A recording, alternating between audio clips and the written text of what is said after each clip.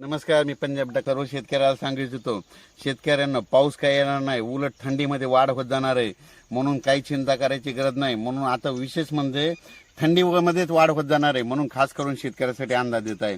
सर्व शेतकऱ्याला सांगू इच्छितो, जो पूर्व विदर्भ, पश्चिम विदर्भ, दक्षिण महाराष्ट्र, उत्तर महाराष्ट्र, कोकणपट्टी, खानदेश, मराठवाड्याच्या सर्व शेतकऱ्याला सांगू इच्छितो, राज्यामध्ये आता काय पावसाचं वातावरण नाही, फक्त अंशतः ढगाळ राहणार आहे. रात्रीच्या मात्र थंडी राहणार आहे, पण थंडी राहत असताना म्हणजे वातावरणामध्ये धुळीचं प्रमाण थोडं असणार आहे, धुक्याचं असणार आहे, म्हणून अंदाज लक्षात द्यायचा. पाऊस काय येणार नाही, त्याच्यामुळे काही चिंता करायची नाही. तुम्ही काय करा, स्प्रिंकलर असेल तर तुम्ही पाणी द्या. फक्त हरभऱ्याला मोकळं पाणी जमत नाही, म्हणून हे लक्षात घ्यायचं. आणि ढगाळ वातावरण आहे म्हणून चण्याला एक चांगलं बुरशीनाशक आणि एखादं कीटकनाशक मारा.